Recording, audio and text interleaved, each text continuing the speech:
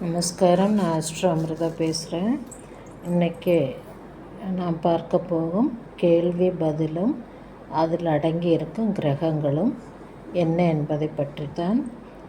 கேள்வியானது என்னவென்றால், எனக்கு இறைபக்தி உண்டு, ஆனால் கோவிலுக்கு செல்ல வேண்டும் என்ற எண்ணம் மனதில் எழுவதில்லை. அதாவது ஒரு நபருக்கு இறைபக்தி இருக்கிறது, இருந்தாலும் கோவிலுக்கு செல்ல வேண்டும் என்ற எண்ணம் மனதில் வருவதில்லை. இதற்கு காரணம் என்ன அல்லது இதனுடைய பதில் என்ன என்பதை தான் பார்க்க போகிறோம். அதற்கு முன் இந்த கேள்வியில் அடங்கியிருக்கும் கிரகங்கள் என்ன என்பதை பார்க்கலாம். எனக்கு இறைபக்தி உண்டு அப்படி என்று சொல்லும் பொழுது இந்த வாக்கியத்தில் குரு கிரகம் அடங்கியிருக்கிறது. ஏனென்றால் இறைவன் என்றாலே அங்கு குருவை தான் குறிக்கும். எனவே இறைபக்தி எனக்கு உள்ளது என்ற அந்த வாக்கியத்தில் குரு கிரகம் அடங்கியிருக்கிறது.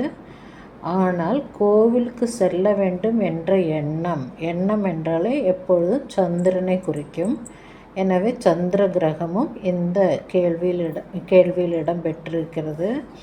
மேலும் கோவிலுக்கு செல்ல வேண்டும் என்ற எண்ணம் மனதில் எழுவதில்லை.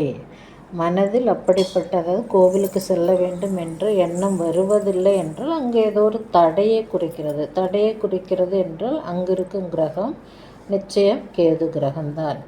எனவே இந்த கேள்வியில் அடங்கியிருக்கும் கிரகங்கள் குரு கிரகம், சந்திர கிரகம் மற்றும் கேது கிரகம்.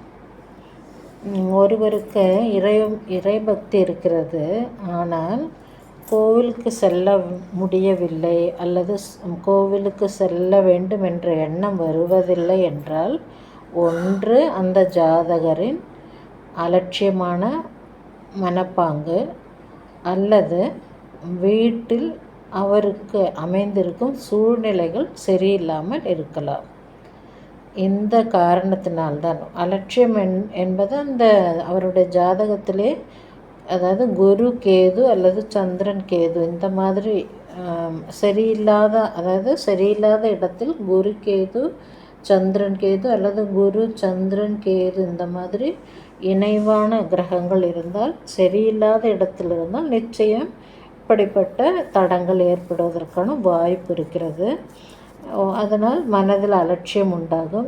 நாம் தான் இறைபக்தியுடன் இருக்கிறோமே, அதற்கு கோவிலுக்கு செல்ல வேண்டும் என்ற அலட்சியம் இருக்கும். அல்லது வீட்டில் ஏதாவது அவருக்கு பொருத்தமானதான சூழ்நிலை இல்லாமல் இருக்கலாம். இதுதான் காரணமாக இருக்கும்.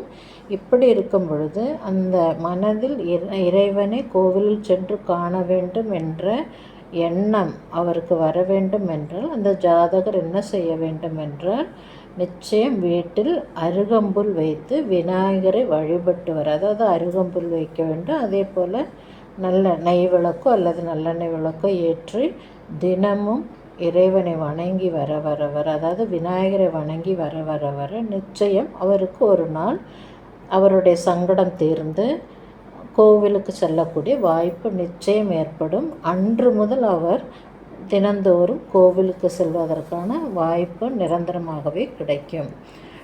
அதுவும் இப்படி செய்யும்போது வீட்டிலே அருகம்புல் வைத்து விளக்கு வைத்து விநாயகரை வழிபடும் பொழுது நம் மனதில் உள்ள தேவையற்ற எண்ணங்கள் நீங்கிவிடும், தடைகள் நீங்கிவிடும்.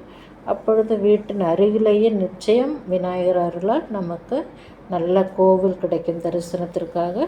எனவே அங்கு சென்று அந்த ஜாதகர் இறைவனை வணங்கலாம். அவர் மனதில் இருக்கும் அந்த சங்கடமும் தீர்ந்துவிடும். அதாவது இறைபக்தி உண்டு, ஆனால் கோவிலுக்கு செல்வதற்கான விருப்பம் இல்லை என்ற அந்த சங்கடமும் தீர்ந்து விருப்பத்தோடு கோவிலுக்கு செல்ல ஆரம்பிப்பார். எனவே இந்த கேள்வியில் அடங்கியிருக்கும் கிரகத்தையும் பார்த்தோம், பதிலையும் பார்த்தோம். இந்த வீடியோ உங்களுக்கு பிடித்திருந்தால் மற்றவருக்கு ஷேர் செய்யும். அதே போல் சப்ஸ்கிரைப் செய்ய மறக்க வேண்டாம். Bye from Astro Amrita.